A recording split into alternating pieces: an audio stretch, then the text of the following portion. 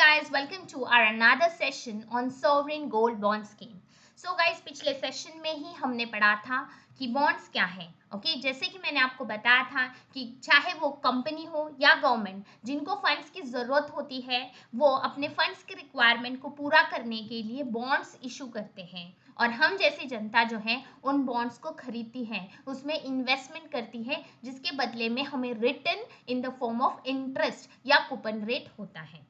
अगर आपने वो वीडियो नहीं देखा है तो पहले आप उस वीडियो को भी देख लें। तो चलिए स्टार्ट करते हैं आज का ये topic, sovereign gold bond scheme.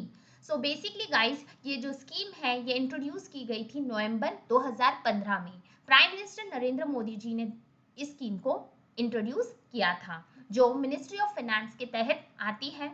इस स्कीम का जो पर्पस है वो फिजिकल गोल्ड की डिमांड को कम करना है। ओके, तो चलिए देखते हम इसका टेन्योर क्या होता है, इसकी इशुएंस क्या है और ये न्यूज में क्यों रहा है। सो बात की जाए न्यूज की, तो हाल ही में जो है सोवरेन गोल्ड बॉन्ड के सीरीज 1 के सब्सक्रिप्शन की शुरुआत हो चुकी है 19 जून से।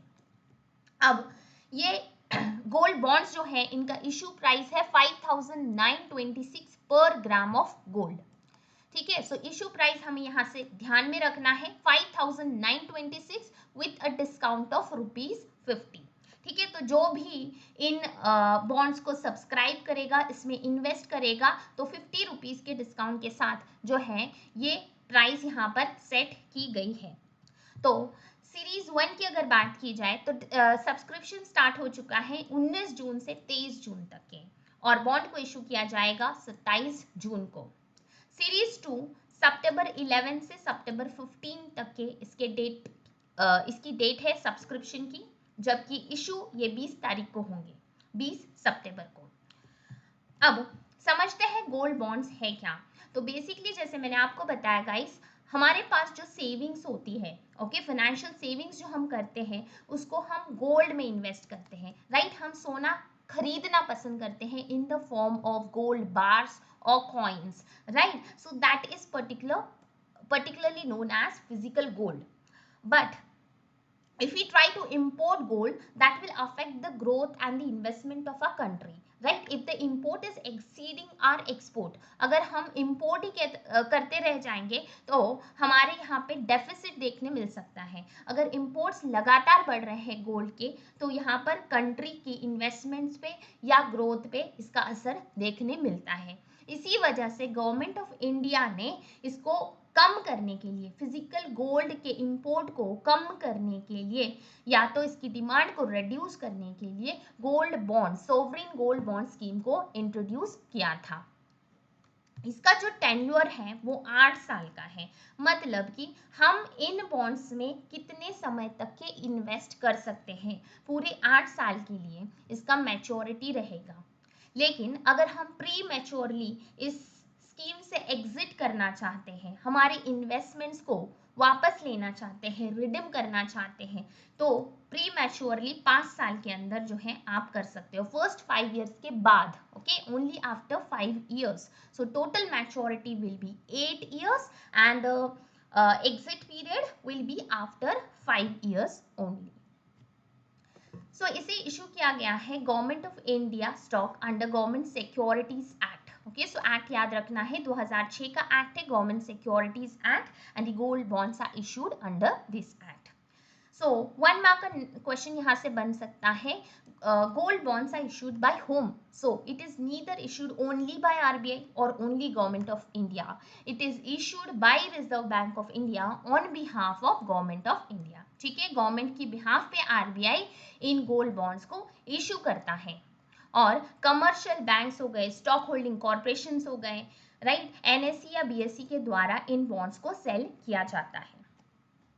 फीचर्स की बात करें तो 999 प्योरिटी के साथ 24 कैरेट्स का जो गोल्ड प्राइस है, उन प्राइस 1 ग्राम ऑफ गोल्ड के प्राइस से जो है इन गोल्ड बॉन्ड्स को लिंक किया गया है, और इसको पब्लिश किया जाता है Indian Boolean and jeweller association Mumbai के द्वारा।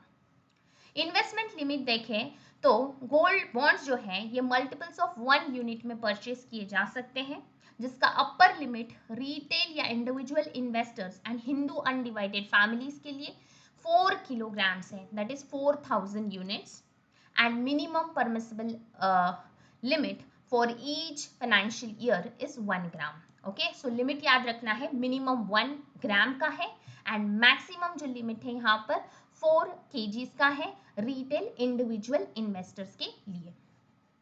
मैच्योरिटी हमने ऑलरेडी देख लिया था. इसका जो इंटरेस्ट रेट है रिटर्न जो बॉन्ड होल्डर्स को मिलने वाला है वो 2.5% पर एनम का है, जो सेमी एनुअली साल में 2 बार आपको दिया जाता है. गोल्ड बॉन्ड्स पे जो लगने वाला इंटरेस्ट है, ओके, सो जो इंटरेस्ट हमें मिल रहा है वो इनकम टैक्स एक्ट 1961 के तहत टैक्सेबल है.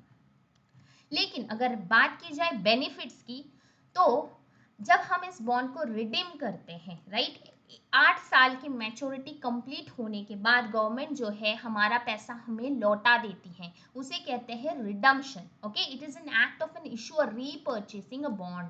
ओके, सो गवर्नमेंट हमसे बॉन्ड वापस ले लेगी और हमारा पैसा जो है मैच्योरिटी के बाद 8 साल के बाद हमें दे देगी. तो ये जो रिडम्पशन है, इस पे लगने वाला